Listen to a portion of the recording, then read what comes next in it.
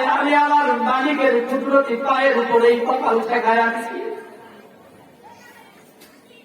যে আমি বলতে থাকি সুবহান রাব্বিয়াল আলা, বলেন সুবহান রাব্বিয়াল আলা,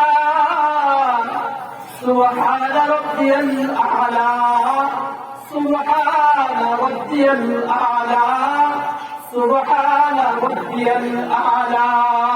আমি যে চিন্তায় পড়তে থাকি এক সময় এমন হয় কেমন যেন আমার মওলার জ্ঞান আমার নাকে আসতে থাকে, আমার মওলার জ্ঞান আমার নাকে আসতে থাকে।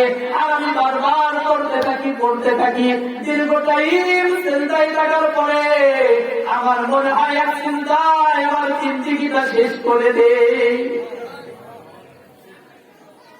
নামাজের মজা বুঝলা না।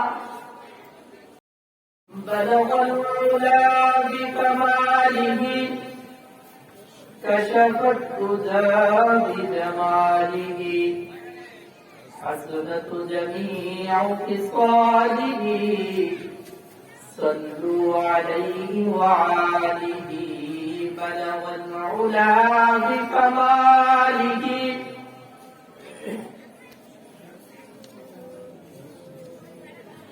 إلهي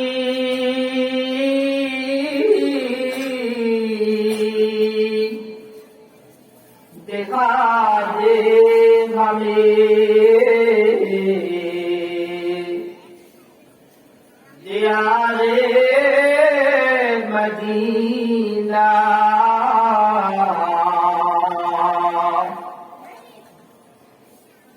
इलाही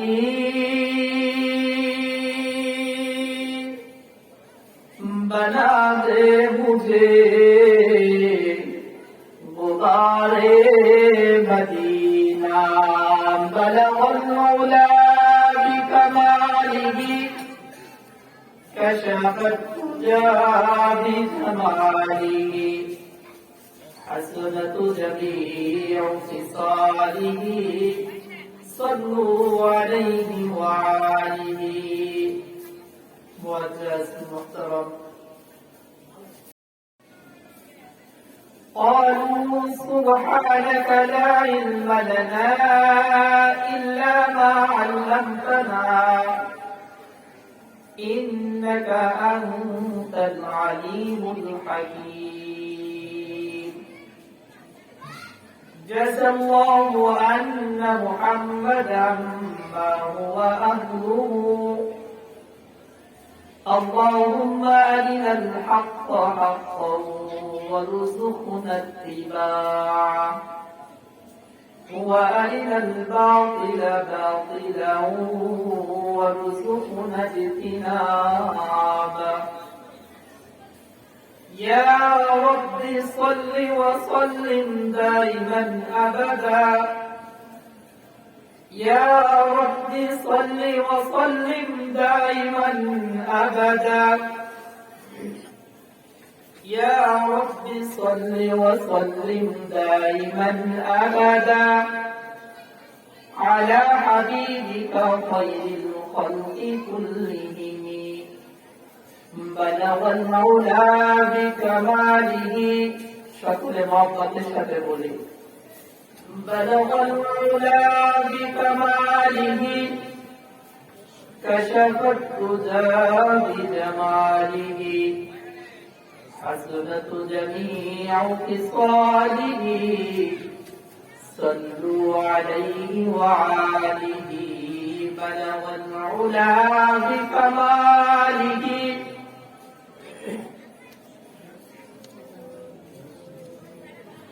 إلهي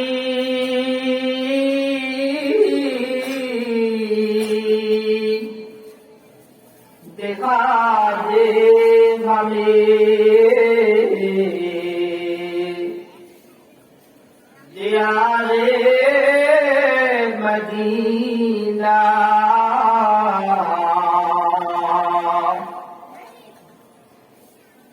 इलाही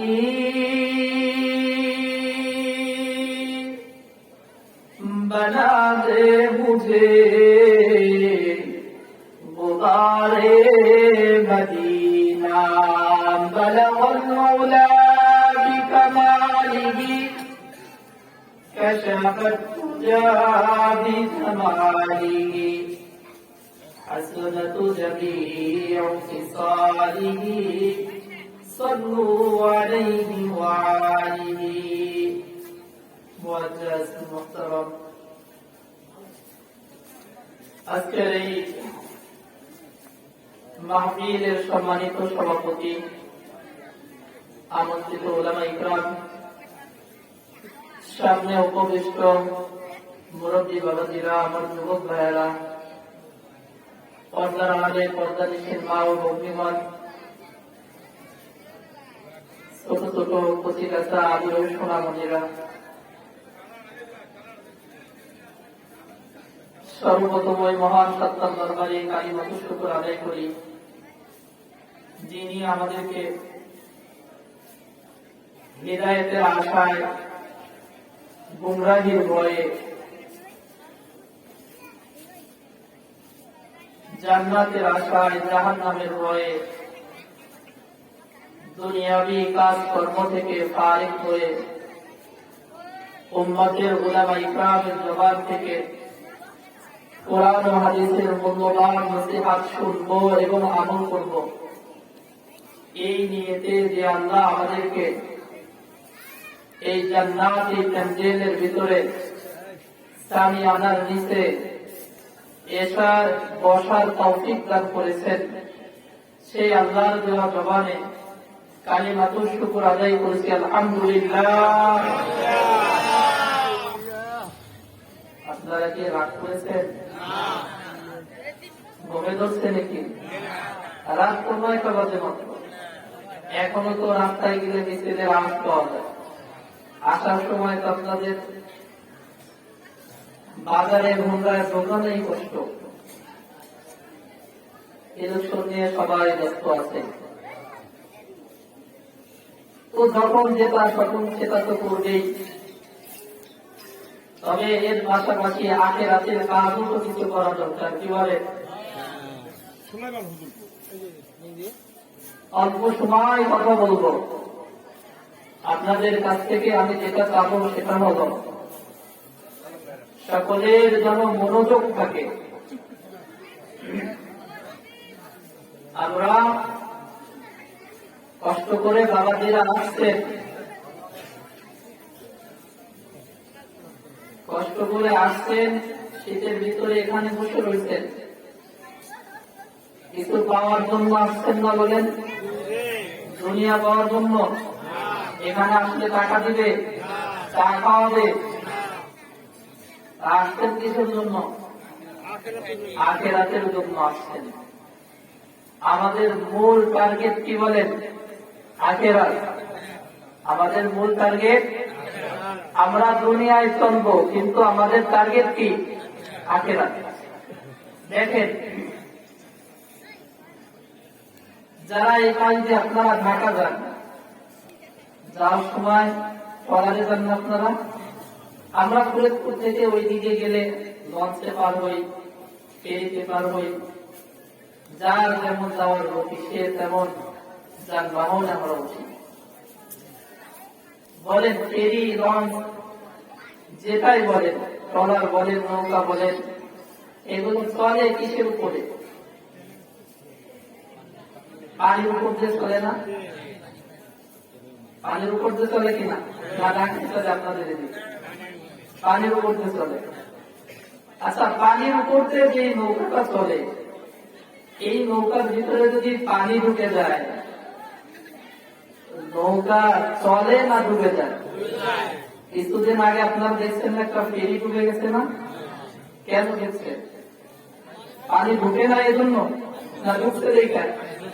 পানি ঢুকছে, অটোমেটিক ফেরিটাকে নিচে। তাহলে পানির উপর দিয়ে যে বস্তু চললো, ওই পানি ভিতরে ঢুকে গেল, এজন্য সেটা কি হইল? অ্যাক্সিডেন্ট হয়ে গেল। বান্দা চলে কোথায়? দুনিয়া। আমার কথা বুঝতে কষ্ট হয়? কথা বললেন, আমরা চলতেছি কোথায়? দুনিয়া। আমাদের মূল টার্গেট হলো জান্নাত। মূল টার্গেট কি বাবা? জান্নাত। দুনিয়া দিয়েই বান্দা চলবে, কিন্তু তার গন্তব্য হলো জান্নাত। পানি দিয়েই নৌকা চলবে, ইপার থেকে উঠলে ইপারের লোকজনের গন্তব্য হলো উত্তর যাবে, তাই না? ফরিদপুর থেকে উঠলে চাপে যাবে ঢাকা যেতেছি, ঠিক তেজখালীর থেকে উঠলেও চাপে যাবে ঢাকা যেতেছি। আমাদের এটা হলো গন্তব্য। দুনিয়ায় আল্লাহ মানুষ বানায় দুনিয়ায় পাঠিয়ে দিচ্ছেন, এই মানুষের গন্তব্য কোথায় বলেন? জান্নাত। আমাদের গন্তব্য স্থান কোথায় শেষ হবে? জান্নাতে শেষ হবে। কিন্তু আমরা চলবো কোথায়? দুনিয়ায় চলতেছি। নৌকার ভিতরে যেমনি ভাবে পানি ঢুকলে নৌকা ডুবে যায়, তেমনি ভাবে দুনিয়ার উপর দিয়েই বান্দা চলবে। বান্দার ভিতরে যখন দুনিয়া ঢুকে যাবে, এই বান্দাও জাহান্নামের ভিতরে ঢুকে যাবে।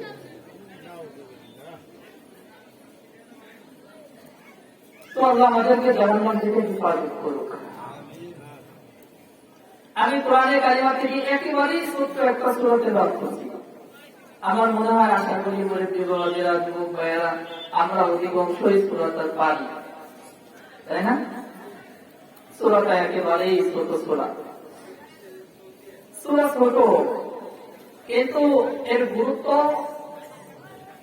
এর ফজিলত অনেক। কেমন ফজিলত? এর মর্যাদা কত বেশি? ইমাম শাফিঈ রাহিমাহুল্লাহ, যিনি 4 মাযহাবের এক মাযহাবের ইমাম, ইমাম শাফিঈ, ইনি বলেন যে আল্লাহ তাআলা যদি সূরা আসর, যে সূরা আমরা তেলাওয়াত করেছি, এই সূরাটা নাযিল করার পরে কোরআনে কারিমার অন্য কোন সূরা আর আয়াত যদি আল্লাহ নাযিল না করতেন, শুধু একটা সূরার উপরেই যদি মানুষ গবেষণা করত আর আমল করত, তাহলে এই ব্যক্তির জান্নাতে যাওয়ার জন্যই যথেষ্ট হয়ে যেত। সুবহানাল্লাহ, চিল্লায়ে বলেন সুবহানাল্লাহ। এই একটা সূরাই একটা মানুষের জান্নাতে যাওয়ার জন্য যথেষ্ট হয়ে যেত। সূরাটা বড় না ছোট? ছোট সূরা। সূরা কাউসার, ইন্না আতাইনাকাল কাউসার, ছোট সূরা। সূরা ইখলাস, কুল হুয়াল্লাহু আহাদ, ছোট। আরেকটা সূরা, সূরা ওয়াল আসর, যেটা আমি আপনাদের সামনে পাঠ করছি। তো সূরা ছোট, কিন্তু এর মর্যাদা, গুরুত্ব অনেক বেশি। যে ব্যক্তি এর উপরে আমল করতে পারে, আমল করবে, তার জন্য জান্নাতে যাওয়া সহজ হয়ে যাবে। সুবহানাল্লাহ। নবী আলাইহিস সালাতু ওয়াস সালাম মাঝে মাঝে ছোট ছোট কথা বলতেন, অল্প কথা, কিন্তু কথার তার কম্ব অনেক ছিল, কথার গভীরতা অনেক। যেমন নবী আলাইহিস সালাতু ওয়াস সালামের কাছে সাহাবী আসছেন, এসে জিজ্ঞাসা করছেন, আউসিনি ইয়া রাসূলুল্লাহ, হুজুর আমাকে কিছু নসিহত করেন, কিছু উপদেশ দেন। আমরা অনেক সময় বলি না এমনটা? কোন বুজুর্গের কাছে যায় বা স্যারের কাছে যায়, ছাত্র বলে, স্যার সামনে তো পরীক্ষা, কিভাবে পড়বো, কিছু উপদেশ দেন। সাহাবায়ে ইকরাম নবীজির কাছে গিয়ে বলতেছেন, ইয়া রাসূলুল্লাহ আমাকে কিছু উপদেশ দেন। দিয়ে কি বলে জানেন? বলে, বেশি উপদেশ দেন না, যেটা মানতে আমার বলতে কষ্ট হয়। উপদেশ বেশি দিয়েন না, যে অনেক দূরে চালায় দিলেন আমি মানতে পারলাম না, এমন চালা, অল্প দিয়ে, অল্প। নবী আলাইহিস সালাতু ওয়াস সালাম উপদেশ দেন এক কথা, লা তাকফুর, যাও আজ থেকে রাগ করবা না। আজ থেকে কি করবা না? আরে বলেন না, কি করবো না? আজ থেকে রাগ করবো না। সাহাবী সরল সোজা মানুষ, জ্ঞান্য মানুষ, ওরে চিন্তা করতেছে, আরে এক কথা, এটা কি কোনো উপদেশ হলো? যা আজ থেকে রাগ করবো না, কেমন উপদেশ? হাদিসের ভাষা, ফারাদ্দা যালিকা মিরাওয়ান। এ ব্যক্তি এই কথাটাকে বারংবার বলতেছে, তো আমারে কিছু উপদেশ করেন, বেশি করেন না, অল্প করেন। আর নবী আলাইহিস সালাতু ওয়াস সালাম বারবার একই জবাব দিতেছেন যে তুমি যাও, রাগ করবো না। কথা একটা। আচ্ছা বলেন দেখি, দুনিয়াতে যত ভেজাল, যত মারামারি কাটাকাটি, দলাদলি, সব কিছু কি রাগের কারণে হয় না দেশে এসে হয়? রাগের কারণে হয় না? ভাই ভাই মাথা মাথা বাড়ি মারে কি করে? কি বলে? রাগ হয়ে মানে না? বাবার সাথে রাগ করে ছেলে আলাদা হয়ে যায়, মার সাথে রাগ করে আলাদা হয়ে যায়, সব কিছু বলে কি রাগ পুরা মানুষের জিন্দিগিটাকেই ধ্বংস করে দেয়। কথা অল্প কিন্তু এর গভীরতা অনেক।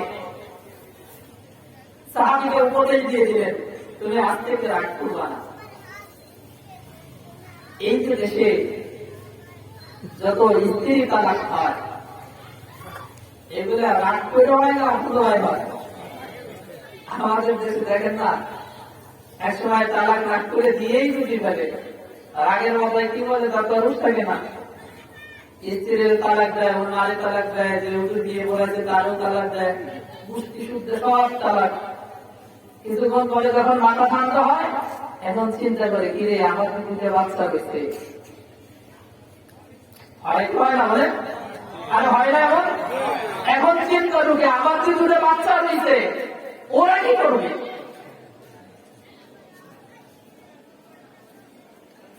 এবার এসে ইমাম সাহেবের কাছে ঘুরে, আমি তো রাগ করে দিয়েছিলাম, ইচ্ছে করে রাগের মশালি করে কামা করে কি বলে কি বলে না? অনেক সময় মাতবার সর্দার যারা আছে, নিয়ে ভাই মাইজে ভাই সমাজে থাকে না, এদের কাছে যায় ছোট্ট রাগ করে বলি পায়নি। আপনারা বলেন আজ পর্যন্ত কোন মানুষ কোন স্ত্রীর উপরে খুশি হয়ে কি কোনদিন টাকা দিতে এরকম ঘটনা শুনছেন? যে আমি তোমার উপরে খুব খুশি, তুমি একটা লাখ, কি বলে? এরকম কোন ইতিহাস ঘটছে? টাকা দেয় মানুষ কি করে? রাগ করেই তো দেয়। হয়তো তার ব্যবহারে রাগ করে, হয়তো রাগটা যুক্তিক থাকে, না হয় অযৌক্তিক রাগ থাকে। কি বলে? যৌক্তিক রাগে তালাক দিলে বলে তো সেটা তো শরীয়তে মেনে নেয়। অযৌক্তিক ভাবে যদি তালাক দেয়, তো রাগ হলো সব কিছুর মূলে মানুষের ভিতরে সমস্যা ঘটানোর জন্য মূল মন্ত্র হলো রাগ। রাসূলের জন্য শিখায় দিতেন, যাও আজ থেকে রাগ করবা না। রাগের কারণে আরো কি হয় জানেন? রাগের কারণে ঈমান নষ্ট হয়ে যায়। নাউযুবিল্লাহ। কি নষ্ট হয়ে যায়? ঈমান নষ্ট হয়ে যায়। করণীয় কি? আবু দাউদ শরীফের মধ্যে হাদিস আসছে, রাসূল বলেন, রাগ আসে হলো শয়তানের পক্ষ থেকে। কথা করে মনে করতে বোঝেন, পরে ওই সূরার পিছনে আলোচনায় যাবে, কথা আসলো তাই বলতেছি। রাগ আসে কার পক্ষ থেকে? শয়তানের পক্ষ থেকে। এবার নবীজি বলেন, শয়তান বানানো হয়েছে আগুন থেকে। রাগ আসে কার থেকে? শয়তানের থেকে। শয়তান বানানো হয়েছে কি দ্বারা? আগুন দ্বারা। আগুন নেবে কি দ্বারা? বলেন বলেন, আগুন নেবে কি দ্বারা? পানি দ্বারা। এবার রাসূল বলেন, যে ব্যক্তি রাগ হয়েছে সে ওযু করে ফেলে। সুবহানাল্লাহ বলেন। রাগ আসলে শয়তানের পক্ষ থেকে, কারণ শয়তান তো চায় ওর ভিতরে রাগ করাইয়া দিতে পারলেই ওর বউরে তালাক দিয়ে দিবে। বুঝবে না সাধারণ মানুষ, পরে একসাথে ঘর সংসার করবে, জীবন গুণা হবে। শয়তান তো এটাই চায়। রাগ করাইয়া দিলে ছেলে বাবার ভিতরে দেখা যাবে যে কয়েকদিন আগে, হয়তো বা 2 দিন বা 3 দিন আগে, কয়েক ভাই মিলে বাবারে পিঠে মেরে ফেলছে। যুবক ভাই যারা মোবাইল চালান তারা তো দেখছেই। তো শয়তান তো এটাই চায়। তো রাসূল কি বলেন? রাগ আসে শয়তানের পক্ষ থেকে। শয়তানকে বানানো হয়েছে কি দ্বারা? আগুন দ্বারা সৃষ্টি করা হয়েছে। আগুন নেমে হলো পানি দ্বারা। তো যার রাগ হইতেছে সে যেন অজু করে ফেলে। কি সুন্দর ব্যবস্থা। সুবহানাল্লাহ। নবীজি ওষুধ কিভাবে শেখায় দিচ্ছেন। আগে মিয়া ওই সময় তো এত ডাক্তার ছিল না, এত চেকআপ ছিল না। নবী আলাইহিস সালাতু ওয়াস সালাম উম্মতের জন্য ডাক্তার ছিলেন। তিনার প্রত্যেকটা কথা উম্মতের ঔষধ হিসেবে কাজ করত। অন্য হাদিসের ভিতরে এসেছে নবী আলাইহিস সালাতু ওয়াস সালাম বলেন, যে ব্যক্তি দাঁড়ানো অবস্থায় রাগ হয়েছে, কি অবস্থায়? দাঁড়াই রয়েছে, রাগ হয়ে গেছে, সে ব্যক্তি যেন রাগ হওয়ার সাথে সাথেই বসে পড়ে। কি করবে? বসে পড়বে। এরপরেও যদি রাগ ঠান্ডা না হয়, না কমে, সে যেন শুয়ে পড়ে। রাগ হয়ে কাউকে মারার জন্য কি করা লাগে? দাঁড়ায় তার কাছে আগানো লাগে না? এখন আপনি দাঁড়ানো অবস্থায় যদি আপনি বসে পড়ে, তাহলে আপনি আঘাত করবেন কিভাবে? রাগ করে সম্ভব? সম্ভব। তো যে কথা বলতেছিলাম, কথা অল্প কিন্তু এর সারমর্ম বিশাল। নবীজির প্রত্যেকটা কথার মধ্যে উম্মতের জন্য শিক্ষা ছিল। তো আল্লাহ তাআলা কুরআনে কারিমে এই ছোট্ট একটা সূরা, সূরাতুল আসর, সূরা ছোট, কিন্তু ইমাম শাফিঈ রাহমাতুল্লাহি আলাইহি বলেন যে এই সূরা নাযিল হওয়ার পরে আল্লাহ যদি অন্য কোন সূরা নাযিল না করতেন, এরপরেও এই উম্মত যদি একটা সূরার উপরে আমল করত, তাহলে তারা জান্নাতে যাওয়ার জন্য যথেষ্ট হয়ে যেত। সুবহানাল্লাহ। এখন আমরা সূরার ভিতরে ঢুকি। আল্লাহ তাআলা এই সূরার মধ্যে চারটি বিষয়ে আলোচনা করেছে। কয়টি বিষয়ে? চারটি গুণের বিষয়ে আলোচনা করেছে। আলোচনা করার শুরুতে রব্বুল আলামিন কসম খেয়েছেন। কি খেয়েছেন? কসম বুঝেন? কসম মানুষ কেন খায়? দেখেন, আমাদের সমাজ অনেক সময় আমরা টাকা একজন আরেকজনের ধার দিই, দেই না ভাই? কিছুদিন পরে যারে ধার দিচ্ছি সে যদি দুষ্ট টাইপের হয়, সে কি কয়? ধর্মে তুমি টাকাই পাবা না। বলে কি বলে না? সাক্ষী আছে? তুমি যে টাকা দিছো আমারে, সাক্ষী কই? কয়দিন ঘুরে ঘুরে 1.5 বছর হয়ে যায়। ওই দিন দিবানি 2 মাস করে দেবো, 3 মাস করে দেবো, 10 দিন করে দেবো, সামনে শুক্রবার বৃহস্পতিবার ব্যাংক খুলে নি, পেজ লিখে দিবানি, পাঁচ লিখে দিবানি, লাস্টে এক পর জায়গায় যদি কিছু টাকা পাবা। কি বলেন? আছে না এমন মানুষ? এখন এই ব্যক্তি, দুই ব্যক্তি যদি মাতব্বরের কাছে যায় সালিশ নিয়ে যাওয়ার পরে পাওনাদার বলতেছে আমি ওর কাছে 10,000 টাকা পাবো, যে ওই টাকাই পায়। সে কিন্তু সাধারণ দরিদ্র মানুষ, মাঠে কাজ করে খায়। আর যার কাছে টাকা পাবে সে একটা লম্পট মনে করে, বাজে অভ্যাস এমন ব্যক্তি। এখন যার কাছে টাকা চায় সে অস্বীকার করে, যিনি টাকা দিচ্ছেন সে বলতেছে আমি দিচ্ছি। এখন মাতুব্বর সাহেব কি বলবে? তুমি যে টাকা দিচ্ছ সাক্ষী আছে? বলেন, বলবে না? বলবে। তো এখন সাক্ষী তো নাই। এই অসহায় মানুষটা তখন কি বলবে? আল্লাহর কসম, মাতুব্বর সাহেব আমি ওকে 10,000 টাকা দিচ্ছি। কি বলেন? এমনটা হয় না? কেন কখন বলে? তার কথাটাকে যেন বিশ্বাস করে, তার কথাটা যেন বিশ্বাস করে, এজন্য সে কি করলো? কসম কাটলো, যেটা আমার কথাটা বিশ্বাস করে।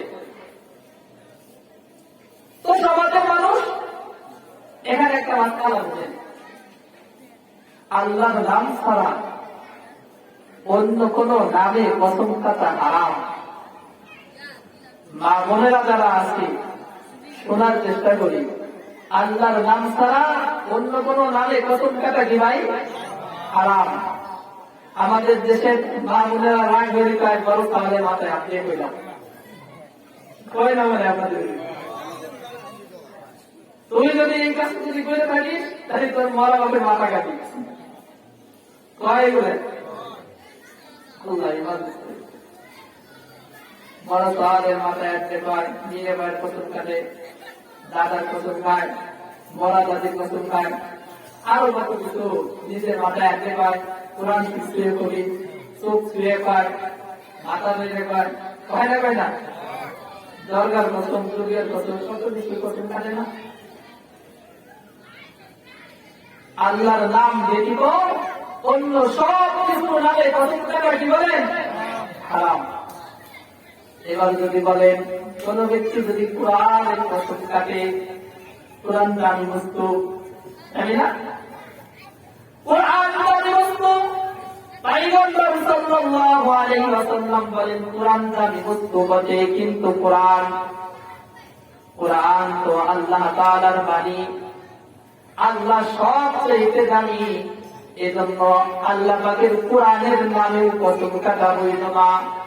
কেউ যদি খানায় কাবার নামে কসম কাটে কাবা শরীফ দামি কি দামি না বলেন দুনিয়ায় সবচেয়ে মুসলমানদের জন্য দামি জায়গা হলো খানায় কাবা। কেউ যদি কাবা শরীফের নামে কসম কাটে এটাও হারাম। কেউ যদি কোরআনের নাম দিয়ে কসম কাটে তাও হারাম। কেউ যদি মসজিদের নামে কসম কাটে তাও হারাম। এবার বলেন কাবার নামে কসম কাটলে যদি গুনাহ হয় কবিরা গুনাহ মসজিদের নামে কসম কাটলে যদি কবিরা গুনাহ হয় কোরআনের নামে যদি কসম কাটলে কবিরা গুনাহ হয় তাহলে মরা মার নামে কসম কাটলে কি হয় বলেন ছেলের মাথায় হাত দিয়ে কসম কাটলে কি হয় নিজের মাথায় হাত দিয়ে কসম কাটলে কি হয় নিজের চোখ ছুঁয়ে কসম কাটলে কি হয় বুঝছেন। এবার আসেন রব্বুল আলামিন তিনি কসম কেটেছেন আল্লাহ তো আল্লাহ তিনি কার নামে কসম কাটতেন কিসের নামে কসম কাটতেন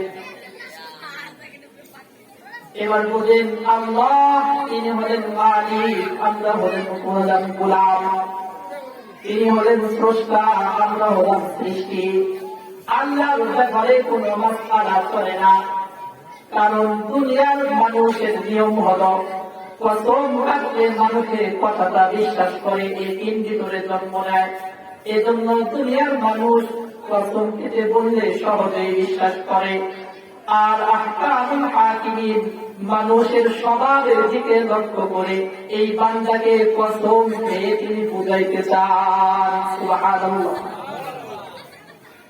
আমাদের স্বভাব হলো কসম খাইলে আমরা ভালো বুঝি যে আসলে সত্য কিন্তু আল্লাহ তো আল্লাহ তিনি কসম খাইলেও সত্য না খাইলেও তিনার কথাটা সত্য এর ব্যাপারে কোনো সন্দেহ নাই। কি বলে কোনো সন্দেহ আছে নাকি আল্লাহর কোন কথার ব্যাপারে তো কোনো সন্দেহ নাই।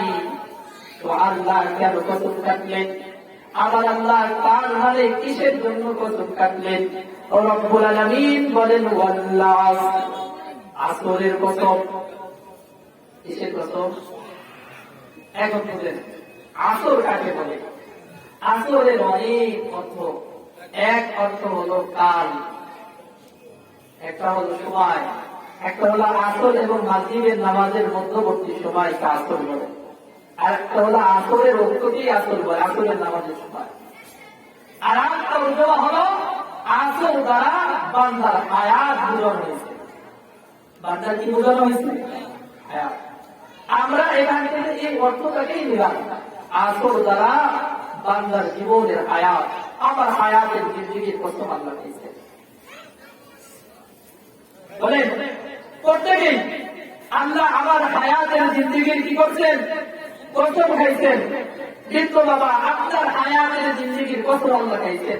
যুবক ভাই আপনার হায়াতের জিন্দেগির কসম আল্লাহ খাইছেন। কেন কসম খাইলেন প্রশ্ন আল্লাহ বুঝাইতে চান বান্দারে তোর হায়াতের অনেক দাম তোর জীবনের মূল্য অনেক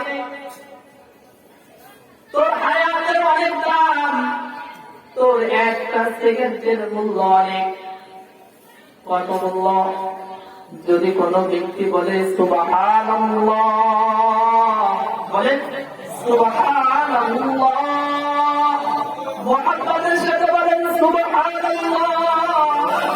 যে ব্যক্তি একবার বলল সুবহানাল্লাহ, বলার সাথে সাথে জান্নাতে তার জন্য একটা গাছ লাগানো হয়ে যায়। এই যে বলছেন আর একটা গাছ লাগানো হয়ে গেল, আবার বললেন আর একটা গাছ লাগানো হয়ে গেল। তোমার হায়াতের জিন্দেগির দাম কত এবার বোঝো। একবার সুবহানাল্লাহ বললাম, আসমান জমিনের ফাঁকা জায়গা মালিক নেকি দিয়ে ভরে দিল। সুবহানাল্লাহ বলতে কত টাইম লাগে? একবার আলহামদুলিল্লাহ বললাম, মিজানের পাল্লা তোমার জন্য ভারী করে দিল, আল্লাহ ভরে দিল। একবার আল্লাহু আকবার বললাম, আল্লাহ উহুদ পাহাড় সম পরিমাণ নেকি তোমার আমলনামায় দান করে দিল। এবার বোঝো যুবক ভাই, তোমার হায়াতের কত দাম। এবার যদি মনে করেন আমি এই এত সুবহানাল্লাহ দিয়ে কি করব, এত নেকি দিয়ে কি করব, সুবহানাল্লাহ বললে আল্লাহ জান্নাতের মধ্যে একটা গাছ লাগায়া দেয়। আমার গাছের দরকার কি? কত গাছ লাগবে? দুনিয়াতে কয়টা বাগান দরকার হয় একটা মানুষের? আমি তো বলি বাগান টাগান কোনো কিছুর কোনো প্রয়োজন নাই।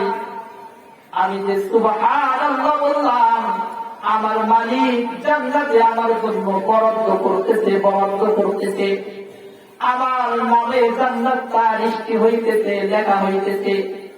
যার জন্য জান্নাত লেখা হয়ে যায়, কোনো না কোনো সময় সে ওই জান্নাতে প্রবেশ করবে। সুবহানাল্লাহ।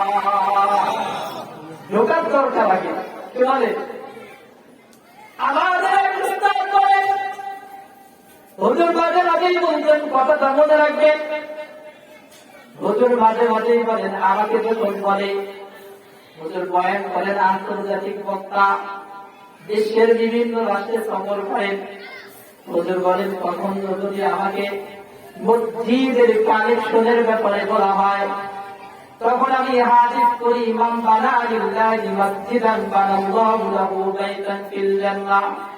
যে ব্যক্তি আল্লাহর উপর মসজিদ বানায়, আল্লাহ তার জন্য জান্নাতে একটা বাড়ি বানায় দেয়। সুবহানাল্লাহ। কি বানায়? হুজুর এভাবে হাদিস করে এবার তর্জমা করেন। এবার বলেন যে আমি বলি ভাই, তোমার পুরো মসজিদটা বানানোর দরকার নাই, কমপক্ষে একটা ইট দিয়ে দাও, মসজিদের একটা ইট। কি দিবে? মাত্র একটা ইট দিয়ে যাও মসজিদে, ইটের টাকা, একটা ইটের টাকা দিয়ে যাও। দিয়ে তো তুমি চলে গেলা, হাসরের ময়দানে যখন তোমার কোন আমল কাজে আসবে না, ওই দিন মালিকের সামনে দাঁড়ায় বলবো, মালিক তোমার ঘর মসজিদের জন্য আমি একটা ইট দান করেছিলাম।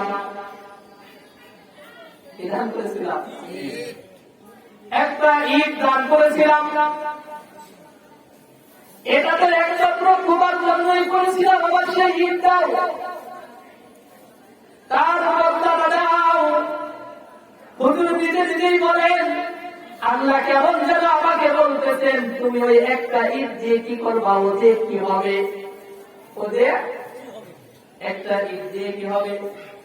হুজুর বলেন, তখন আমি বলবো, আমার ইট আমাকে ফেরত দিয়ে দেন, আমি জান্নাতের ফুটপথে মাথার নিচে দিয়ে ঘুমাবো। কি বলেন? মজার কথা না? আমাদের দেশে দেখেন না, কত মানুষ শহরে গেলে দেখা যায় রোডের আইল্যান্ডের উপরে ইট মাথার নিচে দিয়ে ঘুমাই দিচ্ছে।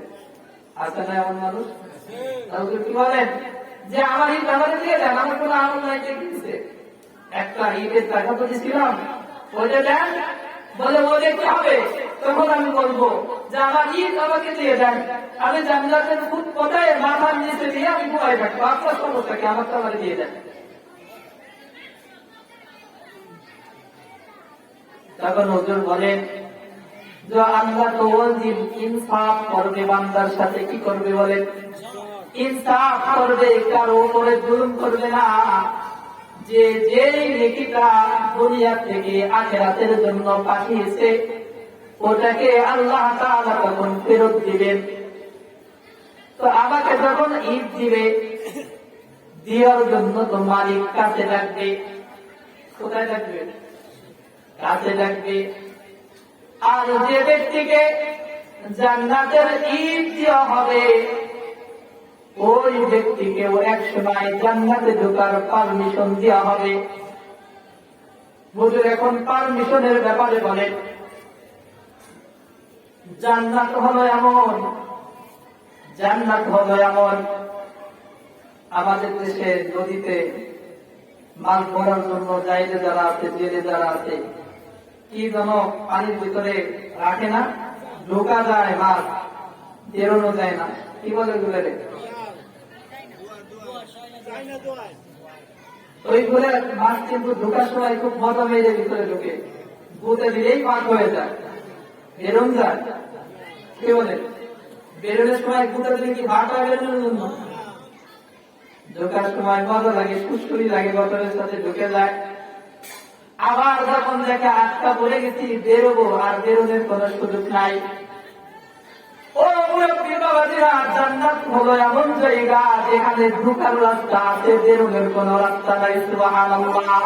কোন বাহানা দিয়ে যদি কোন বান্দা একবার জান্নাতের ভিতরে ঢুকে, আল্লাহ ওয়াদা করেছেন যাকে একবার জান্নাতে ঢুকাবে আর কোনদিন তার জান্নাত থেকে বের হতে হবে না। সুবহানাল্লাহ।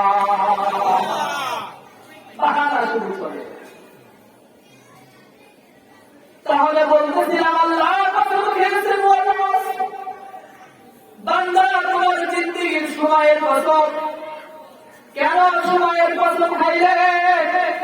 আল্লাহ বান্দাকে বুঝাইতেছেন, বান্দারে তোর হায়াতের বড় দাম, তোর জিন্দেগীর দাম বড়, তোর সময়ের দাম কিন্তু অনেক। কেমন দাম দেখেন, আমাদের মুরব্বী বাবাজি যারা আছেন, নিজেদের ছেলে মেয়ে নাতিরা কোন যখন স্কুলে পড়ে তখন আমরা বলে থাকি সময় মতো ভালো করে পড়ো, না হলে কিন্তু পরীক্ষার রেজাল্টটা ভালো হবে না। বলেন কি বলেন না? ভালো মতো পড়ো, না হলে রেজাল্ট ভালো হবে না। যারা প্রিয়কে ভালো করেন, যখন সার দেওয়ার দরকার তখন যদি সার না দেন তেজ ভালো হয় নাকি? কারো কাছে যদি তেজ ভালো না হয়, রাস্তা দিয়ে চার দোকানে গল্প করে আমাকে সময় মতো সার না দেওয়ার কারণে ওর ক্ষেতের তেজ নষ্ট হয়ে গেছে। এবার ওদের সময়ের মূল্য কত? সময় মতো সার না দিলে আপনার ক্ষেতের তেজ নষ্ট হয়ে যায়। সময় মতো ঈদের সময় দোকানদার যদি দোকান না করে তার ব্যবসায়ী ক্ষতি হয়ে যায়। স্কুল মাদ্রাসার কলেজের ছাত্রছাত্রীরা পরীক্ষার আগে যদি না পড়ে পরীক্ষার রেজাল্ট ভালো হয় না, ক্ষতি হয়ে যায়। প্রত্যেকটা মানুষের সময়ের কত মূল্য দেখেন। ও বাবাজিরা, যুবক ভাইয়েরা, স্কুল কলেজের ছাত্র বন্ধুরা, পর্দার আড়ালে আমার মা বোনেরা, তুমি সব কিছুই বোঝো, দেখো চিন্তা করে তোমার হায়াতের কত দাম। সময় মতো কাজ না করলে, পড়ালেখা না করলে তোমার রেজাল্টটা ভালো হয় না। সময় মতো তোমার জমির আগাছা পোড়াগাছা পরিষ্কার না করলে ফসল ভালো হয় না। সার ওষুধ না দিলে ফসল ভালো হয় না। তেমনি ভাবে তোমার হায়াতের জিন্দেগীর মূল্য অনেক। তুমি যদি সময় মতো যদি আমল না করো, এই অবস্থায় যদি তোমার আখিরাতের ডাক এসে যায়, কবরের ডাক এসে যায়, তাহলে তুমি বলো তোমার কবরের অবস্থা কেমন হবে, তোমার হাসরের ময়দানের অবস্থা কেমন হবে। তোমার জাহান্নাম ছাড়া তখন আর কোনো গতি থাকবে না। সময়ের বড় দাম। সময়ের কসম খেয়ে আল্লাহ বলেন, ইন্নাল ইনসানা লাফী খুসর, নিশ্চয়ই সমস্ত মানুষই ক্ষতিগ্রস্ত। সমস্ত মানুষ কি? সবাই ক্ষতিগ্রস্ত, সবাই ক্ষতিগ্রস্ত। একথা বলে আল্লাহ বলেন, তবে যাদের মধ্যে 4টি গুণ রয়েছে, 4 গুণ বিশিষ্ট মানুষগুলো শুধু ক্ষতির থেকে বাঁচবে। কয়টা গুণ? এই 4 গুণ যদি মসজিদের ইমামের ভিতরে থাকে সে ক্ষতির থেকে বাঁচবে। 4 গুণ যদি সরকারি দলের মধ্যে থাকে তাহলে ক্ষতির থেকে বাঁচবে। 4 গুণ যদি বিরোধী দলের যারা আছে এদের মধ্যে থাকে এরা ক্ষতির থেকে বাঁচবে। 4 গুণ যদি পিসাবের ভিতরে থাকে ক্ষতির থেকে বাঁচবে। আল্লাহ না করুক এই 4 গুণ যদি আমি বক্তার মধ্যে না থাকে তাহলে ক্ষতির থেকে বাঁচব না। কয়টা গুণ বলেন? 4টে গুণ যদি কারো মধ্যে না থাকে সে ক্ষতির থেকে বাঁচবে না। রব্বুল আলামিন সতর্ক করে বলেন, শুনে রাখো সমস্ত মানুষই কিন্তু ক্ষতির মধ্যে, তবে 4 গুণ যাদের মধ্যে রয়েছে, এই 4টা গুণ যাদের মধ্যে থাকবে এরা ক্ষতির থেকে বাঁচবে। এই ব্যক্তিগুলোই জান্নাতে মানুষ হয়ে মরবে। কয়টা গুণ? 4টা গুণ। যদি এসপির মধ্যে থাকে এসপি দামি, যদি কৃষকের মধ্যে থাকে, নেতরের মধ্যে থাকে, নেতার মধ্যে না থাকে এই নেতরের দাম বেশি নেতার থেকে। মুসল্লির মধ্যে যদি 4 গুণ থাকে, ইমামের মধ্যে যদি না থাকে ইমামের থেকে মুসল্লির দাম বেশি। কথা কি বোঝেন? এমন অবস্থা।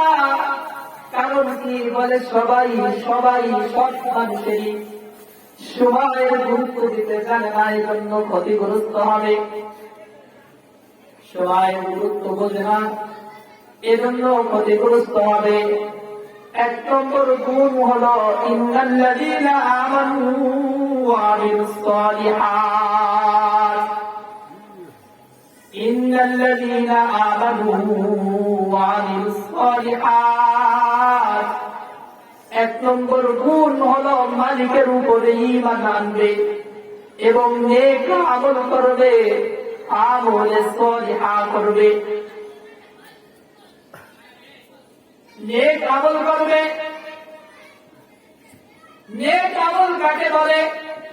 নামাজ না পড়াটাকে নেক আমল বলে? নামাজ না পড়া নেক আমল না? নামাজ পড়াটা নেক আমল?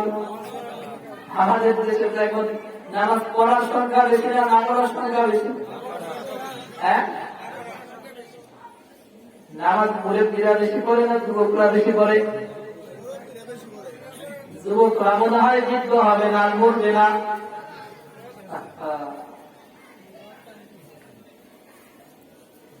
আযানের সময় মসজিদের সামনে দিয়ে যুবক হেঁটে যায়, ইমাম সাহেব মুয়াজ্জিন সাহেব কোন মুসল্লি যদি বলে বাবাজি নামাজটা পড়ে যাও, জবাব দেয় আমার কাপড় ভালো না। বলে যেমন, এবার চিন্তা করেন তোমার কাপড় ভালো না, ডাক দিলে বাবাজি নামাজ পড়ে যাও, ও বাবা তুমি জবাব দিলে আমার কাপড় ভালো না।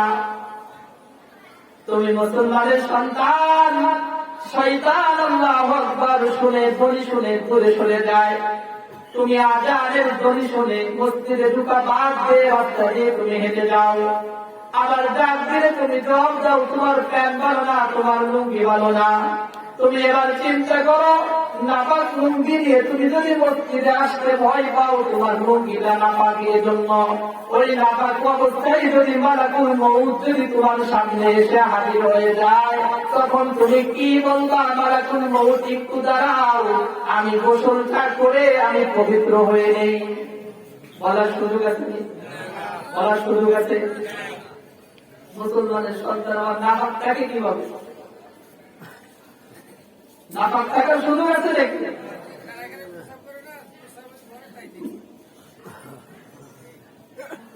আল্লাহ আমাদের হেফাজত করুন। সময়ের হেফাজত কিভাবে করবো?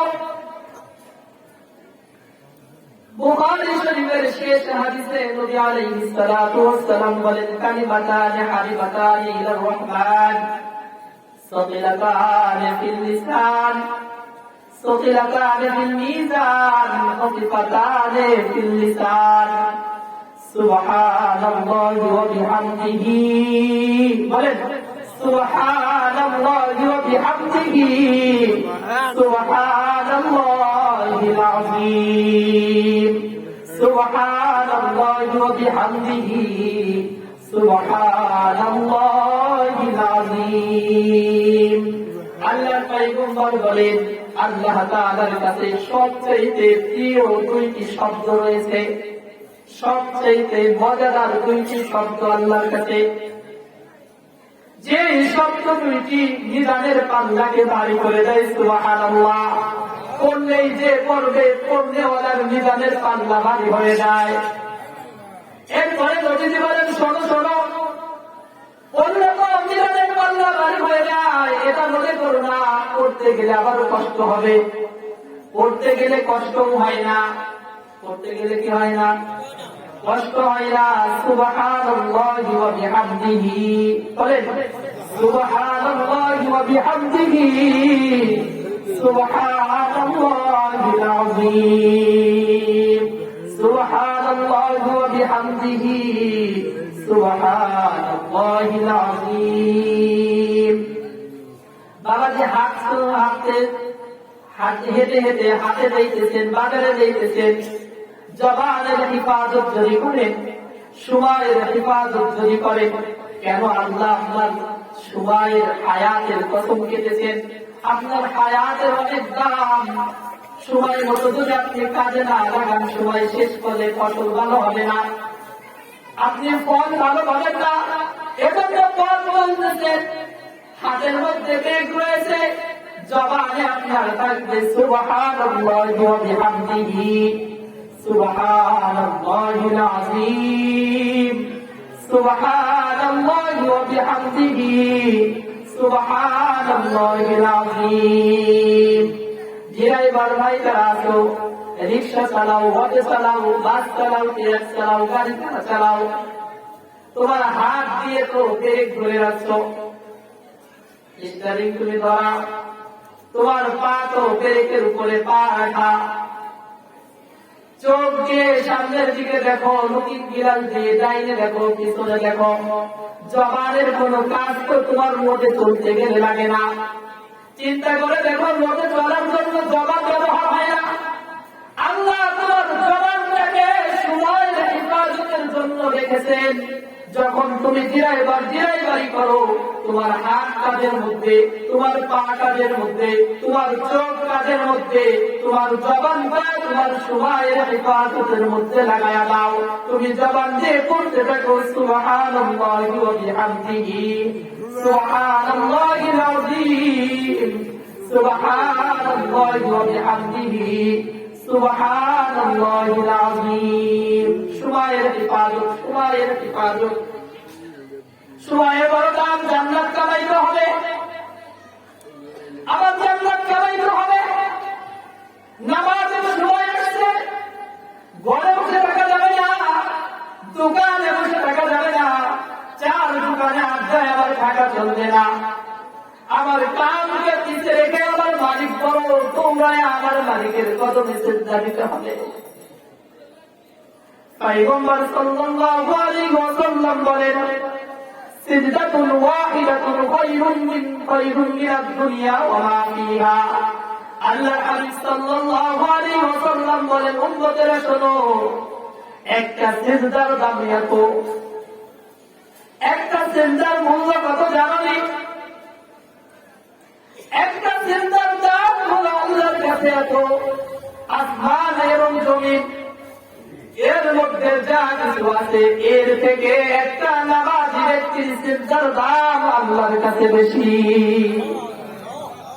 কয় টাকা কামাইয়ের জন্য তুমি সিজদার থেকে দূরে রইলা?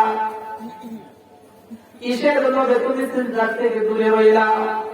আরো মজার কথা শোনো, পয়গম্বর বলেন, বান্দা যখন নামাজে দাঁড়ায় যায়, বান্দা যখন আল্লাহু আকবার বলে হাত বেঁধে নামাজে দাঁড়ায় যায়, এই বান্দার মাঝে আর মালিকের মাঝে কোনো পর্দা থাকে না। কোনো ব্যক্তি যদি তার মালিককে দেখার জন্য যদি আগ্রহী হয়ে যায়, সে ব্যক্তি যেন আজান হলে ঘরে বসে না থাকে, দৌড়ায় যেন মসজিদে যায়, মালিকের কুদরতি কদরে যেন চিন্তা করে। বান্দা যখন মালিকের সামনে হাত পেতে দাঁড়ায় যায়, বান্দার মধ্যে আর মালিকের মাঝে কোনো পর্দা থাকে না, কোন পর্যায়ে থাকে না। এবার বলতে পারেন, বাবাজি কেমন কথা বলেন, আমরা তো মালিককে দেখি না, আমরা তো মালিককে দেখি না। হযরত ফজলুর রহমান গাজী মুরাদাবাদী রাহমাতুল্লাহি আলাইহি বলেন, হযরত আশরাফ আলী থানভী রাহমাতুল্লাহি আলাইহি বলেন, ভাই আশরাফ আলী থানভী, আল্লাহ জান্নাতের মধ্যে নিয়ামত দিলেন, এই নিয়ামতটা সত্য। জান্নাতের মধ্যে হুর গেলে বান রয়েছে, এর মজাটাও সত্য। জান্নাতের মধ্যে আল্লাহর দিদার হবে, এটাও সত্য। তবে এর চাইতে, এই সব নিয়ামতের চাইতে আমার কাছে নামাজের মজাটা বেশি। নামাজের মজা কিসের মজা বলে? আল্লাহ বলেন, ইন্নাল্লাযীনা আমানু, এক নম্বর গুণ হলো ঈমান আনবা, দুই নম্বর গুণ হলো আমিলুস সালিহাত, নেক আমল করবা। নেক আমলের এক নম্বর আমল হলো পাঁচ ওয়াক্ত নামাজের ইবাদত। ফজলুর রহমান গাজী মুরাদাবাদী বলেন, আমার কাছে নামাজের মজা বেশি। আশরাফ আলী থানভী রাহমাতুল্লাহি আলাইহি বলেন, ভাই ফজলুর রহমান, আমাকে একটু বুঝাও, নামাজের মজা কেমনে বেশি হয়? কষ্ট হয়েছে আপনাদের, ছেড়ে দেব? নামাজের মজা কেমনে বেশি? আরেকটা মানুষ কখন বলতে পারে জান্নাতের মজার চাইতে নামাজের মজা কখন বেশি হয়? এই ব্যক্তির মাঝে আর নামাজের মধ্যে সম্পর্কটা কেমন হইলে হয়? নামাজের মধ্যে আর এই বান্দার মাঝে কি সম্পর্কটা? ফজলুর রহমান বলেন, আমি যখন আল্লাহু আকবার বলে হাত বেঁধে দাঁড়ায় যায়, কি বলে দাঁড়াই আমরা? বলেন, গোমেদান শেখাবেন না? আল্লাহু আকবার বলে হাত বেঁধে দাঁড়াই, যখন সূরা ফাতিহা শুরু করব, তখন আমার মালিক আমাকে কেমন যেন ডেকে বলে, ফজলুর রহমান, পড়ো না আমার কালাম, তুমি কত সুন্দর করে পড়তে পারো। তুমি পড়ো আমার কালাম, তুমি কত সুন্দর করে পড়তে পারো। তোমার নামাজের মধ্যে তেলাওয়াত আমার কাছে ভালো লাগে। তুমি পড়ো আমার কালাম, কত সুন্দর করে পড়তে পারো।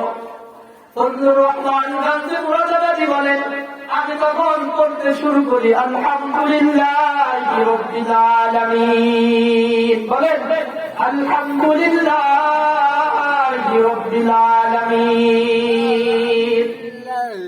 এটা পড়ার পর যখন আমি দম পারি, আমার মালিক জবাব দেয়, হামিদানি আবদি। আমার মালিক জবাব দেয়, আমি নিজ কানে শুনি যে আমার মালিক আমার আলহামদুলিল্লাহ পড়ার জবাব দিয়েছে। মজা কেমনে লাগে নামাজের মধ্যে? দেখেন মজা কেমনে লাগে। আল্লাহ জবাব দেয়, হামিদানি আবদি। ফজলুর রহমান বলেন, বুখারীর হাদিসের মধ্যে এটা এসেছে, আল্লাহ সূরা ফাতিহার জবাব দেয়, বান্দা পড়তে থাকে, প্রত্যেকটা শব্দের জবাব রব্বুল আলামিন দেয়। বান্দা বলে, আর রহমানুর রহিম, আল্লাহ জবাব দেয়, আসনা আলাইয়া আবদি। আমার বান্দা আমার উপর কীর্তন করতেছে। ফজলুর রহমান গাজী মুরাদাবাদী বলেন, আমি এভাবে এক আয়াত তেলাওয়াত করি আর আমার মালিক আমার আয়াতের জবাব দেয়, আমি নিজ কানে শুনি। এবার বলেন, বাবা যদি সন্তানকে ডাক দেয়, এমন সন্তান ছোট্ট বাচ্চা কেবল কথা বলা শিখছে, বাবা সন্তানকে বাবা বলে ডাক দেয়, সন্তান ও বাবাকে বাবা বলে, মজা লাগে না? সন্তানের মজা আমরা বুঝি যে আল্লাহ আমাকে আপনাকে সুন্দর আকৃতি দিয়ে বানাইছে, সেই বান্দার সাথে যদি মালিক কথা বলে মজাটা কেমন হবে? ফজলুর রহমান বলে, এভাবে পড়তে পড়তে সূরা ফাতিহা শেষ করি, এরপরে আমি কোরআনে কালিমার তেলাওয়াত আরম্ভ করি, কোরআন পড়তে থাকি পড়তে থাকি পড়তে থাকি। আমার মন চাই রুকু করবো না, শুধু নামাজের মধ্যে কোরআন পড়তে থাকবো পড়তে থাকবো। হাদিসের মধ্যে এসেছে হযরত আলী রাদিয়াল্লাহু তাআলা বর্ণনা করেন, যদি কোনো ব্যক্তি চায় যে মালিকের সাথে কথা বলতে, সেজন্য ওযু করে এবং নামাজে দাঁড়ায়া যায়।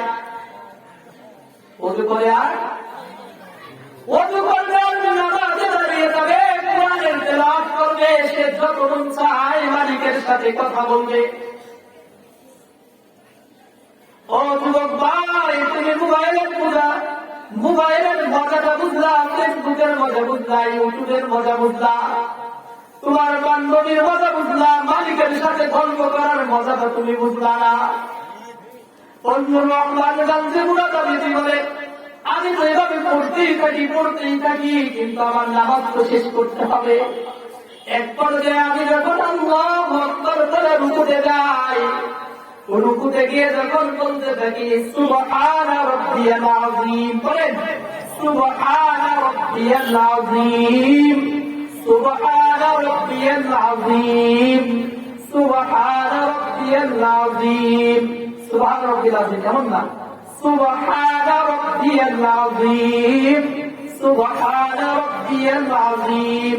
মুহাব্বতের সাথে বেশি করা লাগবে না, একবার কইলেন সুবহানা রাব্বিয়াল আযীম, সুবহানা রাব্বিয়াল আযীম।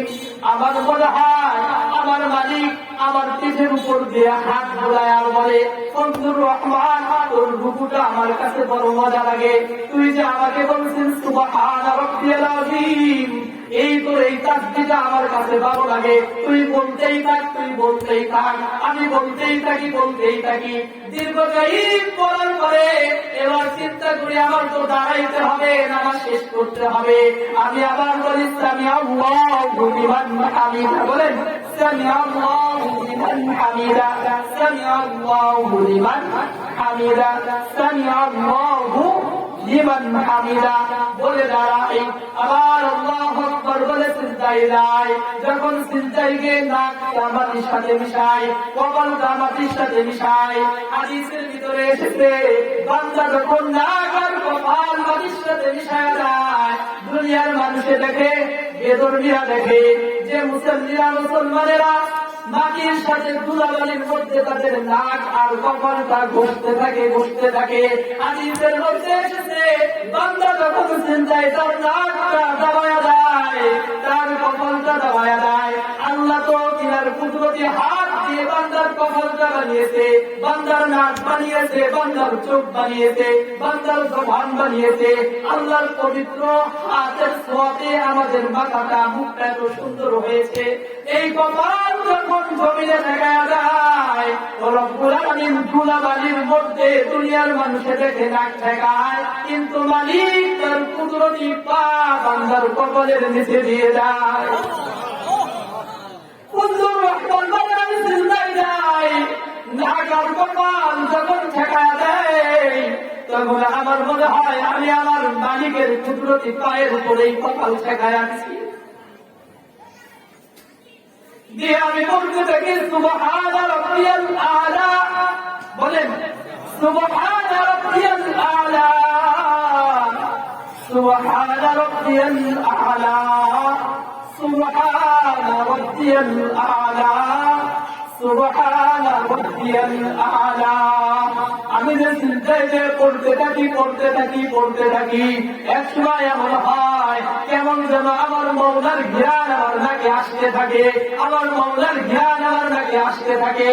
আমি বারবার পড়তে থাকি।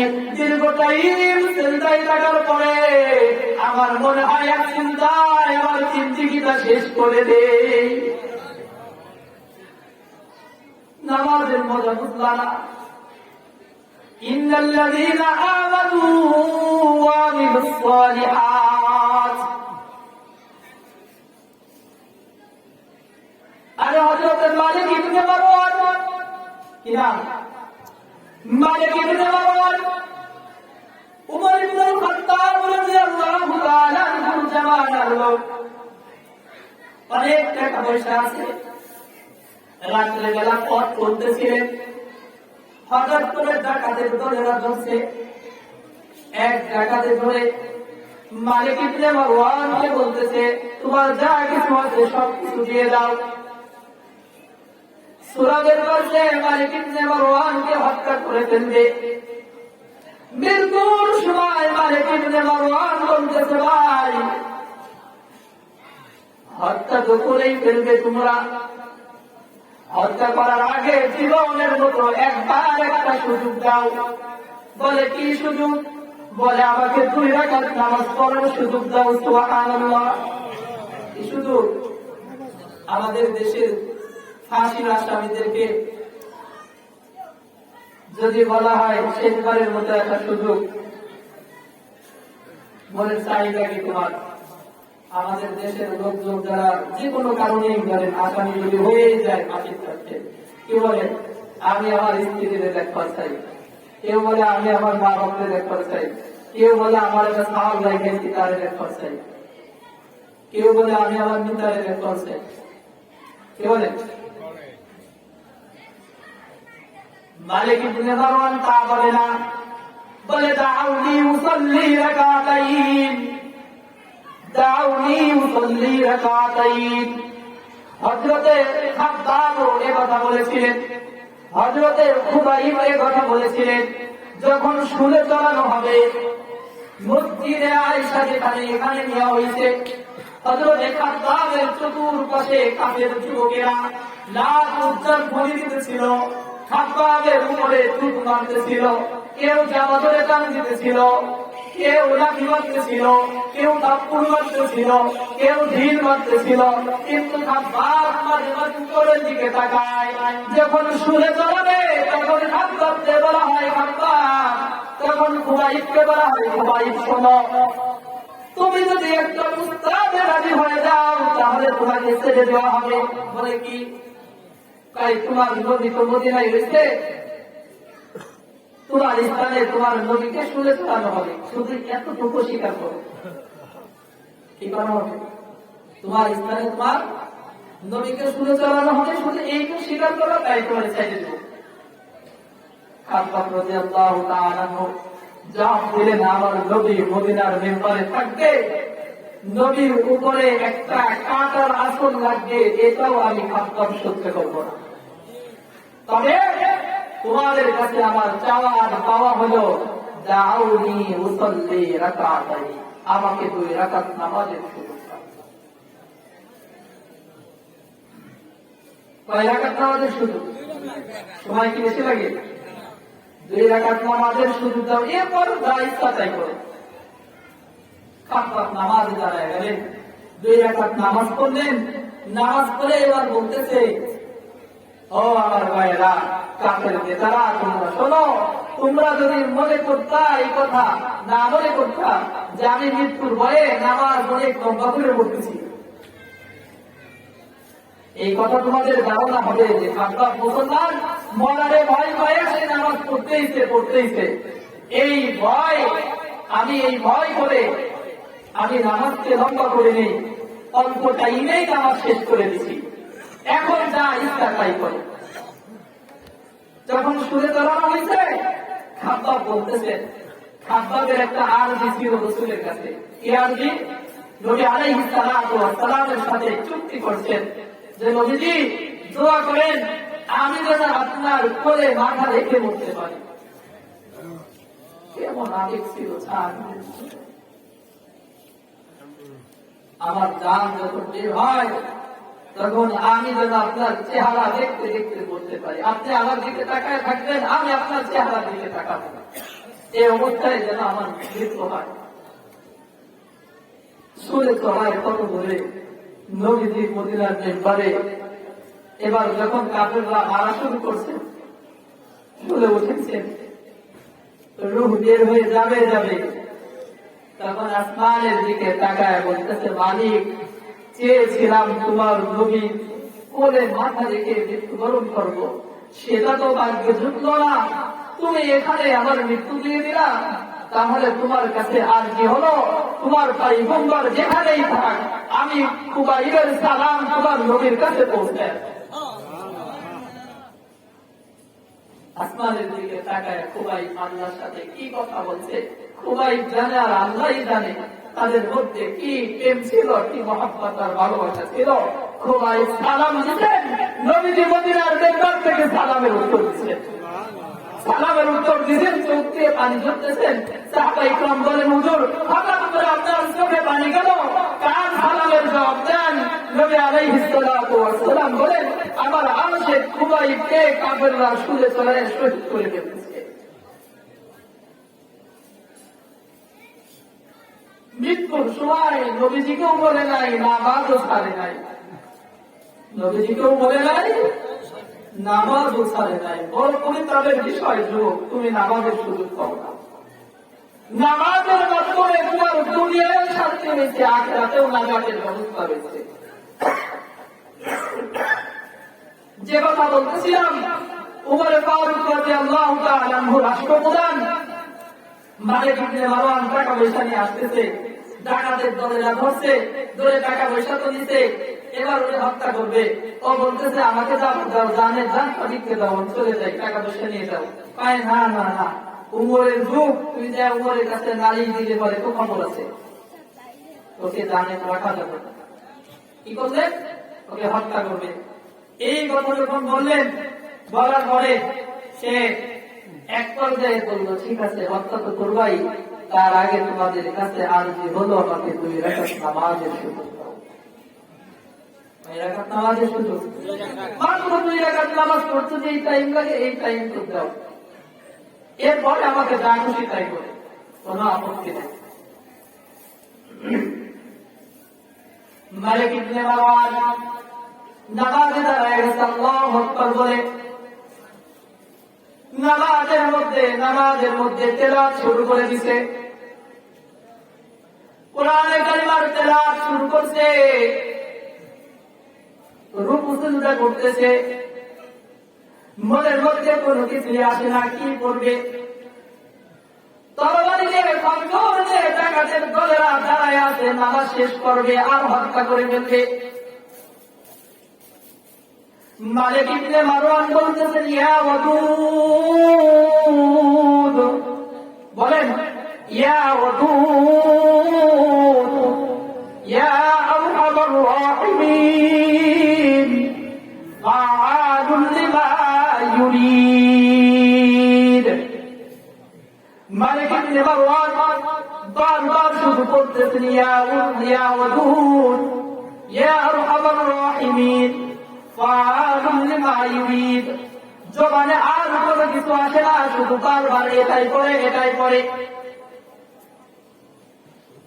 নামাজ শেষ হয় না, ডাকাতের দলের লোকজন তরবারি উঁচু করছে, যে ও তো নামাজ শেষ করবে না, নামাজের মধ্যেই ওকে শেষ করে ফেলবো। হঠাৎ করে যখন তরবারি চালাবে, এই মুহূর্তে থেকে আসমান থেকে আওয়াজ আসলো, উসকুত, থামো, ওকে হত্যা করো না। ডাকাতের দলেরা চতুর্দিকে তাকা দেখে, কেউ কোথাও কোনো মানুষ নাই, সামনেও নাই, পিছনেও নাই, ডাইনেও নাই, বামেও নাই, উপরেও নাই, কোথাও কোনো মানুষ নাই। আবার প্রস্তুতি নিল, নেওয়ার সাথে সাথেই মারবে, আবার আওয়াজ আসলো, উসকুত। আমার টাকায় রেখে কে আওয়াজ করে, কোথাও কোনো মানুষ নাই। এদিক থেকে মালিক ইবনে মারওয়ান নামাজের মধ্যে মালিককে ডাকতেছেন, ইয়া ওয়াদুদ, ইয়া আরহামার রাহিমিন, ফাআলুন লিমা ইউরিদ। পড়তেইছেন আল্লাহর গুণবাচক নাম ধরে ডাকতেইছেন নামাজের মধ্যে। ডাকতে এক পর্যায়ে হঠাৎ করে বিকট আওয়াজ মালিক ইবনে মারওয়ানের কানের মধ্যে ভেসে আসলো। ভয়ে থমকে মালিক ইবনে মারওয়ান নামাজ ছেড়ে দিলেন। নামাজ ছেড়ে দেওয়ার পরে এবার টাকা দেখে যেই ডাকাতেরা হত্যা করার জন্য প্রস্তুত ছিল সেই ডাকাতের লোকজনকে কোন এক আগন্তুক ব্যক্তি হত্যা করে ফেলেছে। সুবহানাল্লাহ। তাদেরকে হত্যা করা হয়ে গেছে, তাদের লাশের উপরে আগুন জ্বলতেছে। একজন আগন্তুক ঘোড়ার উপরে সওয়ার হয়ে চলে যায়। মালিক ইবনে মারওয়ান দৌড় দিয়ে যায়, ঘোড়ার লাগাম টেনে ধরছে, ধরে বলতেছে, কে তুমি ভাই? এই বিপদের মুহূর্তে আমাকে মৃত্যুর হাত থেকে বাঁচাইলা। আগন্তুক বলতেছে, আমি দুনিয়ার বড় মানুষ না, আমি হলাম আল্লাহর ফেরেশতা। মালিক ইবনে মারওয়ান বলেন, আমি তো বারবার কয়েকটা আওয়াজ শুনলাম, একবার আওয়াজ শুনলাম উস্কুট, আবার কিছুক্ষণ পরে একই আওয়াজ, আবার কিছুক্ষণ পরে একই আওয়াজ। এই আওয়াজগুলো কোথা থেকে আসলো? আগন্তুক ফেরেশতা বলতেছে, তুমি যখন নামাজের মধ্যে দাঁড়ায়া বলতেছিলে, ইয়া ওয়াদুদ ইয়া আরহামার রাহিমিন ফাআলুন লিমা ইউরিদ, তখন আল্লাহ তাআলা আসমানের সমস্ত ফেরেশতাদেরকে ডেকে বলতেছে, ও আমার ফেরেশতারা, আমার এক বান্দা বিপদে পড়ে নামাজের মুসল্লায় দাঁড়ায়া দেখো কিভাবে আমাকে ডাকে। তোমাদের মধ্য থেকে কে আছো যে আমার ওই বান্দার সাহায্য করার জন্য আসমানের থেকে দুনিয়ার জমিনে যাবে? তখন আমি মালিককে বললাম, আমাকে অনুমতি দেন, আমি আপনার বান্দার সহযোগিতা করব। আল্লাহ আমাকে অনুমতি দিলেন। আমি ওই সাতক আসমান থেকে দেখতেছিলাম, প্রথমে আওয়াজ করেছি উস্কুট, ওকে হত্যা করো না। প্রথমের আওয়াজ ছিল সাতক আসমান থেকে আওয়াজ দিছি, আবার দ্বিতীয়বার আওয়াজ দিছি, আর একটু কাছে চলে আসছি, আবার আওয়াজ দিছি, দেখি তোমাকে হত্যা করে ফেলে। আবার দুনিয়ার আসমানে যখন আসলাম, তখন আবার আওয়াজ দিছি, দেখি তোমাকে হত্যা করে ফেলে। আমি দুনিয়ার কোন মানুষ না, আল্লাহ তোমার সাহায্যের জন্য আমাকে পাঠিয়েছে। সুবহানাল্লাহ। নামাজ পড়লে ইন্নাল্লাযীনা আমানু ওয়া আমিলুস সালিহাত, ঈমান আনার পরে নেক আমল করলে আল্লাহ দুনিয়াতেও বাঁচার ব্যবস্থা করে দেয়। সুবহানাল্লাহ। নামাজ পড়া যাবে না ভাই? নামাজ পড়ে কোথায়? কোথায় কোথায় বলেন? কোথায় পড়ে? আপনারা কি মসজিদেই পড়েন না বাড়ি পড়েন? আমাদের দেশে এমন লোক আছে নাকি যে মসজিদে নামাজ কি খালি মসজিদেই হয় নাকি, বাড়ি কি নামাজ হয় না? মানে কোনদিন হয়তো সব জায়গায় কিছু আছে জিন্দিগিতে মসজিদে জামাতেই শরীক হয়, আছে নেই? তাদের জন্য একটা হাদিস বলে শেষ করে দেবো, অল্প সময়, একদম 10-15 মিনিটের ভিতরে। নবী আলাইহিস সালাতু ওয়াস সালাম মৃত্যুর আগে 13 দিন অসুস্থ ছিলেন। কয়দিন বলেন? কয়দিন? 13 দিন অসুস্থ ছিলেন। 13 দিনের ভিতরে শেষের দিকে নবীজি এত অসুস্থ, আযান হয়ে গেছে, সাহাবায়ে কিরাম নামাজের জন্য মসজিদে কাতার সোজা করে বসা। এবার আম্মাজান বলেন, হুজুর নামাজ পড়বেন না? বলে, হ্যাঁ নামাজ পড়বো, আমাকে ওযু করে দাও। নবীজিকে ওযু করায় দেওয়া হলো, ওযু করায় দিতে নবীজি বেহুশ হয়ে গেছে।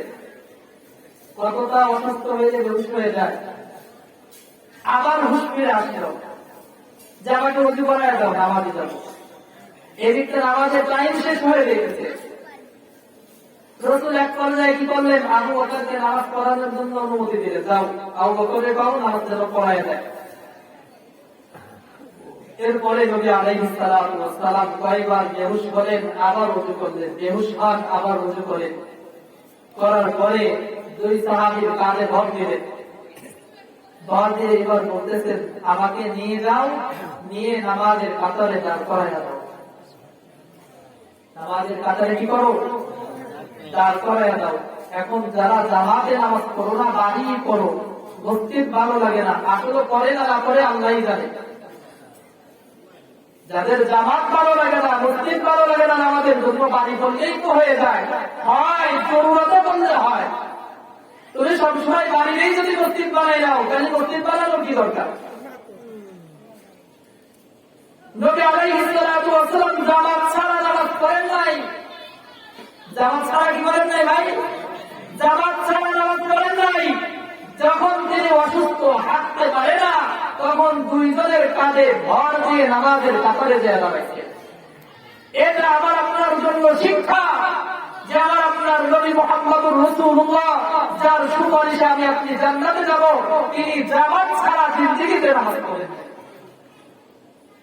আমরা কোন জরুরতে কোথাও যদি কখনো পরিবৃত করতাম, কিন্তু একেবারেই যে মসজিদে আসা ছিলেন সেটা কেমন কথা। আর একটা কথা হলো, অনেকে বলে থাকি নিয়ে আগে ভালো হও করে নামাজ পড়ো। আগে কি হও? আগে ভালো হও তারপরে নামাজ পড়ো।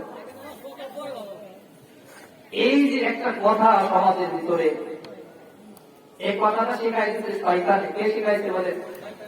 শয়তানের মন্ত্র হলো আগে ভালো হও তারপরে নামাজ পড়ো। তার মানে আগে জিন্দেগিতে ভালো হতে পারবে না, আর ওর নামাজও দেওয়া লাগবে না। শয়তান তো এটাই চায়। আমরা কি বলে? আল্লাহ বলেন উতলু মা উহিয়া ইলাইকা মিনাল কিতাব ওয়া আকিমিস সালাহ ইন্নাস সালাতা তানহা আনিল ফাহশাই ওয়াল মুনকার ওয়া লাযিকরুল্লাহি আকবার। আল্লাহ বলেন ও পয়গম্বর, আপনার উপরে যে কিতাব নাযিল করা হয়েছে আপনি ওই কিতাব তেলাওয়াত করেন, নামাজ আদায় করেন। নামাজ আদায় করেন, নিশ্চয়ই নামাজ অশ্লীল কাজ থেকে নামাজি ব্যক্তিকে বিরত রাখবে। সুবহানাল্লাহ। আল্লাহর বক্তব্য হলো আগে নামাজ পড়ো, তারপরে তোমার পাপ এমনি এমনি তোমার থেকে আস্তে আস্তে দূর হয়ে যাবে। নামাজ পড়তে পড়তে দাড়ি ছিল না, এবার কাজে দাড়ি রাখা দরকার। এবার তো নামাজ পড়ি, কেমন দেখা যায় দাড়ি না রাখলে। আগে দাঁড়িয়ে রেখে নামাজ পড়া, আগে বিড়ি খাইতে নামাজ পড়ে নামাজ পড়ি, নামাজ কালাম পড়ি, মসজিদে আসি, মসজিদের সামনে গালতে বন্ধ করে সুবহান রাব্বিয়াল আলা কইলে আশপাশে মসজিদের কষ্ট হয়, কেরের টাকার কষ্ট হয়, যা বিড়ি আর খাবো না। হয় না? হয় না? দেখে তিরমিজি শরীফের হাদিস, রসুল বলেন যে মসজিদের মধ্যে পিঁয়াজ খায়, রসুন খায়, বলি কাঁচাটা রান্না করা, রান্না পিঁয়াজ রসুন বন্ধ করে নাকি? বন্ধ করে না। কাঁচা পিঁয়াজ রসুন খাইয়া যে ব্যক্তি মসজিদে ঢুকলো, বিচার করলো না, বিরাজ করলো না, তার মানে গালের গন্ধ গালেই পেয়ে গেল, কেবল চালাই গেছে। তার কলার দিয়ে মসজিদ থেকে বের করে দাও। আপনার আবার কারো কিন্তু ধরে না, হুজুর হয়ে গেছে, বেড়ে বাড়ি করে দিন। তার কি করো? তার গাছ ধরে মসজিদ থেকে বের করে দাও। কেন? মসজিদে ফেরেশতারা ইবাদত করে, ফেরেশতাদের কষ্ট হয়। এখন বোঝে বিড়ি খাইলে, সিগারেট খাইলে, গাঁজা খাইলে পিঁয়াজ রসুন এসছে গ্রাম বেশি না কম? হ্যাঁ, বিড়ির গ্রাম পিঁয়াজের গ্রাম এসছে কম না বেশি? ফেরেশতাদের কষ্ট হয় না বাবা? যারা খান রাগ করেন না, বুঝেন ফেরেশতাদের কষ্ট হয় না? মানে আল্লাহ আমাদেরকে এর থেকে হেফাজত করুন। আল্লাহর ঘর মসজিদ, এই যে এখানে আপনারা নামাজ পড়েন, মহল্লার লোকজন, দুনিয়ার সব কাফের, বৌদ্ধ, ইহুদি, নাসারা, যত ধর্মের লোক আছে সবাই ঐক্যবদ্ধ হয়েছে যে মুসলমানদেরকে কিভাবে নষ্ট করা যায়। কি বলেন? সবাই একবার এ ব্যাপারে কোন জীবন নাই মুসলমানদের ক্ষতি করার ব্যাপারে। এবং